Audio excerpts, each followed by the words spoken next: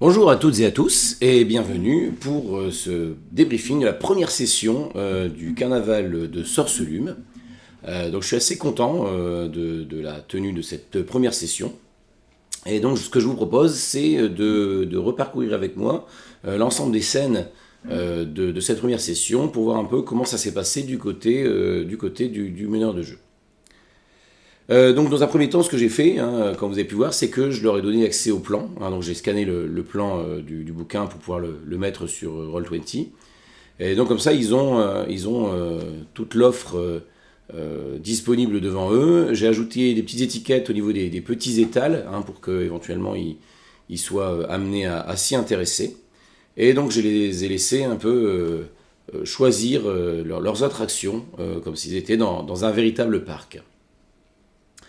Donc au niveau de l'arrivée, au niveau du guichet, le premier choix que j'ai fait, qui est un choix que je pense beaucoup d'autres meneurs de jeu font à ce niveau de la campagne, c'est de ne pas leur offrir les entrées. Dans la campagne, ils ont des entrées qui sont achetées par Elwick Gratchambar. Et donc c'est un peu dommage parce que ça enlève le côté pacte qui est possible. Donc ça, j'ai essayé de le proposer aux joueurs, mais ils étaient assez méfiants, donc finalement ils ne sont pas orientés vers un pacte, qui je pense était une solution assez intéressante. Je me demande d'ailleurs si, à rejouer, ça vaudrait pas le coup peut-être de supprimer complètement l'entrée financière et de ne proposer que des entrées sous forme de pacte, peut-être. C'est assez à voir. Le personnage de Elwick Gratchambar, je l'ai complètement enlevé de la campagne. Ça aussi, je pense que c'est quelque chose qui revient beaucoup dans les différents articles que j'ai pu lire sur les retours de la campagne. C'est un personnage qui est là pour faire du fan service. C'est un personnage qui ne réapparaît pas par la suite. Donc je ne voyais pas trop l'intérêt de ce personnage, donc je l'ai enlevé. Je l'ai enlevé, ainsi que les billets qu'il offre gratuitement. Les joueurs ont un petit peu énervé notre ami Nicolas Minuit, donc ce qui a fait baisser d'un cran l'état du carnaval. Et puis donc quand ils lui ont demandé un peu de les orienter vers une des attractions, je me suis décidé à les orienter vers le clou du spectacle. Pour deux raisons. Déjà parce que Nicolas Minuit s'appelle Minuit, donc voilà, le spectacle se passe à minuit, ça me semble assez naturel, mais aussi parce que c'est un moment assez important, ce clou du spectacle, puisque c'est l'occasion pour eux de voir Monsieur Sorcière et Monsieur Lumière, et puis aussi c'est une occasion assez importante pour les joueurs de participer au spectacle, et donc peut-être aussi de gagner l'attention des propriétaires du carnaval. Donc ça me semblait être intéressant de les orienter là-dessus. Ensuite, donc, on est passé à cadeau de bienvenue. Là, j'ai pas vraiment fait de changement. C'était assez intéressant de voir les vœux des personnages. J'ai bien l'intention de les garder en tête. J'ai constaté cependant que deux choses. La première chose, c'est que le dé obtenu par Warwick, finalement on l'a oublié par la suite, donc je pense qu'il faut essayer d'utiliser un marqueur. J'ai ajouté un marqueur là depuis sur la page. Voilà, donc c'est juste un bonus un peu technique, je trouve que ça s'oublie peut-être un peu facilement. L'autre point un petit peu qui me pose question, c'est la frustration que ça engendre, le fait de louper ses jets à ce moment-là. C'est-à-dire que voilà, ils arrivent au carnaval, la première chose qu'ils font, c'est louper leur jet. Donc voilà, ça pose une ambiance un petit peu particulière. Après, voilà, ça peut-être que c'est ça aussi qui montre qu'il y a des couacs aussi dans ce carnaval, si on revient à la fiction. Mais voilà, donc ça leur donnait peut-être un premier contact qui n'était pas aussi merveilleux que ce qu'on aurait pu espérer. Ensuite, on est passé à Calliope, Calliope, l'orgue. Là, pareil, j'ai pas changé le fonctionnement de la rencontre. J'ai profité d'enregistrements d'un certain Robert Dietrich, qui propose donc une musique pour cette attraction. Et ce qui est intéressant, c'est qu'il propose différentes versions de cette musique qui évolue avec l'état général du carnaval. Donc je vous mettrai le lien dans la description, parce que je trouve que c'est une idée intéressante à utiliser. Ensuite, ils ont décidé d'aller boire un coup. Donc là, ce petit passage au stand, je trouve que ça rappelle beaucoup le côté un peu mercantile du carnaval. Donc je ne suis pas très satisfait. Je pense que à refaire, je préparerai peut-être des effets particuliers aux différentes boissons, aux différents mets, pour que ce soit un petit peu plus fun. Voilà, donc parce que là, je trouvais que ça évoque cette ambiance un peu de fête foraine, mais ça manque un peu de magie et de féerie, peut-être à ce moment-là. Ensuite, donc, il y a le passage aux objets trouvés. Donc là, c'est la rencontre avec Dirlagron, qui pour moi fonctionne très bien telle qu'elle est écrite, donc je l'ai gardée telle qu'elle. Donc là, quand Warwick a demandé à être orienté pour avoir des réponses à ses questions, le fait qu'il évoque lui-même la licorne, ça m'a poussé à l'amener vers le manège, sachant que le manège est un lieu où il y a des grandes révélations qui sont possibles. Donc ça se goupille pas mal avec le background de Warwick, qui a ce visiteur féerique licorne, et qui a une petite licorne aussi en bois sur lui. Enfin voilà, le motif de la licorne, il est très présent dans le personnage de Warwick. Donc c'est pas mal que ces révélations se passent par le biais de ce manège. Ça me fait penser d'ailleurs que je suis pas revenu sur la scène d'introduction que j'ai utilisée, le fait de décrire la licorne sans sa corne, avec cette espèce de trou qui mène au carnaval. L'idée, c'était de mettre l'accent sur cette licorne, sur sa corne manquante, parce que comme c'est un élément qui va jouer une grande importance dans la suite du scénario, voilà, je voulais mettre l'accent dessus dès la scène d'introduction. Alors ensuite, il y a cette rencontre assez étrange, que j'ai appelé le choix de Célestin, cet homme qui veut offrir une rose. Donc ça, c'est pas une rencontre du tout qui est dans la campagne, c'est une rencontre que j'ai rajoutée, et que j'ai rajouté pour le personnage de Bélas. En fait, le personnage de Bélas, il m'a expliqué donc que sa foi, il a partagé entre Anali, Sélanil et Sunni, et qu'il tentait de se conduire comme l'âme arbitre de leur amicale querelle, en s'efforçant de juger qui des humains ou des elfes sont les plus beaux et les plus aimables. Et donc je voulais lui proposer, sous une forme un peu allégorique, ce choix, puisque les deux personnes à qui il doit choisir portent les marques de reconnaissance des deux divinités, les cheveux rouges et le cœur d'or.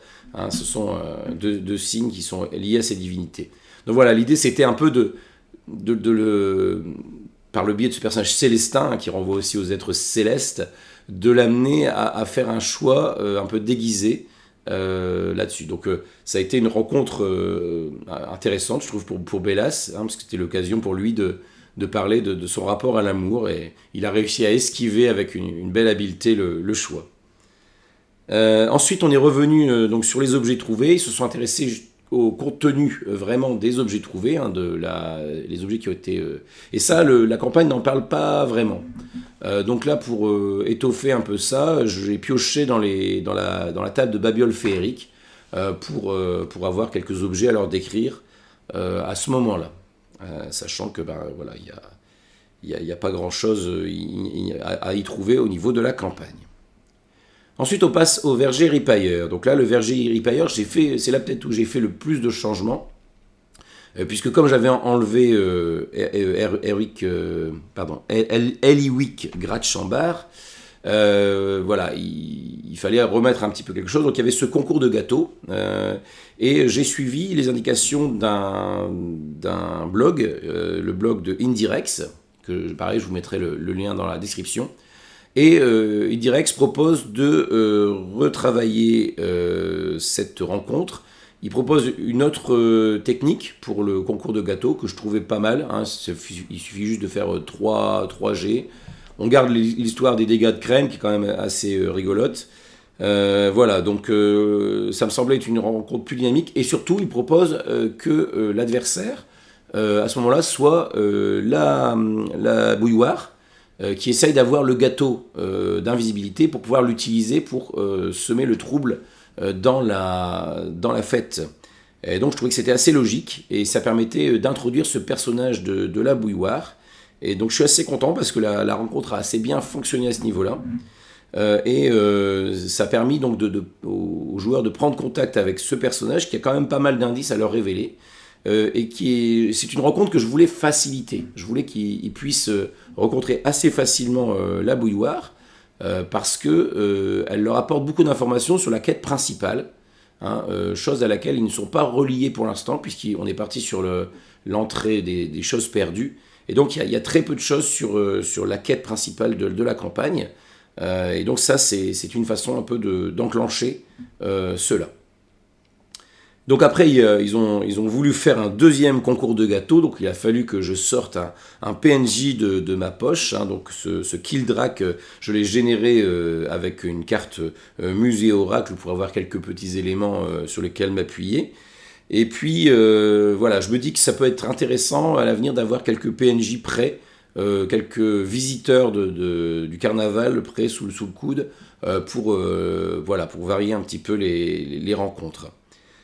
Voilà. Ensuite, au niveau donc du manège, donc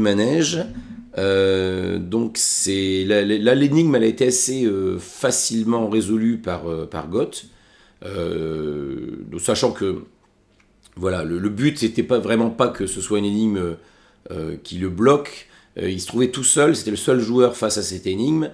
En plus, c'est lui qui a le plus d'intelligence au niveau des persos. Donc j'étais prêt à lui filer un petit coup de pouce si besoin pour qu'il puisse résoudre cette énigme-là.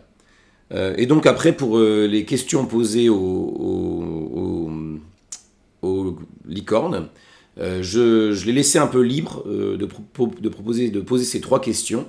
Et voilà, je lui ai apporté des réponses franches et assez précises quand même. Voilà, il a eu de quoi, il a de quoi jouer par la suite puisqu'il a quand même des éléments sur où chercher leurs choses perdues. Ce qui était quand même assez chouette, quoi. Ensuite, on est passé donc au lac Hymne Argent. Donc le lac Hymne Argent, donc là, je l'ai joué telle qu'elle est écrite. J'avais préparé quelques idées d'insultes. Ce que vont découvrir par la suite les joueurs, c'est que ça a été encore plus difficile pour Palacha d'entendre ça, puisqu'elle entendait ces insultes de la voix de Pied de Cire, hein, puisque la bouilloire a volé la voix de Pied de Cire. Donc voilà, donc ça ils vont peut-être le découvrir dans la session suivante. Et donc ça a fait baisser d'un cran l'ambiance du carnaval. Ensuite, j'en ai profité pour recaser, j'ai profité du manque de sens d'orientation de Bélas pour recaser les gondoles, hein, et donc de faire la rencontre avec le Plumevienne, qui est un chouette personnage, hein, la cygne philosophe. Et donc là, plutôt que de partir aussi sur les thèmes génériques qui sont proposés dans la campagne, j'ai essayé d'être attentif lors de l'interaction avec Plumevienne sur les points qui pouvaient générer des discussions un peu philosophiques, hein. Donc j'ai essayé de rebondir sur ces points-là. Bélas, donc Anger a bien rebondi dessus. Donc voilà, c'était assez sympa. Et j'ai estimé que Plumevienne était satisfait de cette rencontre. En plus, il lui a offert une magnifique rose. Donc l'ambiance du carnaval a augmenté d'un cran. Donc voilà, tout ça nous a amené à la fin de séance, hein, donc où on va pouvoir reprendre avec Bélas du côté du hall des illusions, avec les 2 compères Rougalin et Wari qui sont du côté du grand chapiteau et du coin des forains. Donc voilà, il y a des choses qui sont déjà en place. Mine de rien, ils ont fait pas mal d'attractions, ils ont déjà eu pas mal d'informations. On commence à poser l'ambiance, on découvre un peu leurs personnages. Donc voilà, je suis assez content de l'ambiance de cette première session. Et au vu des retours des joueurs sur la fin de la séance, je pense ils sont assez satisfaits aussi. Donc voilà. Et donc voilà pour le retour. Donc je vous mets tous les liens en description. Si vous avez vous des commentaires, d'autres façons d'aborder cette partie-là du carnaval, n'hésitez pas à le partager également, ça m'intéresse.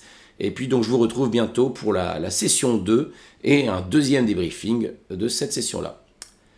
Eh bien, bonne soirée.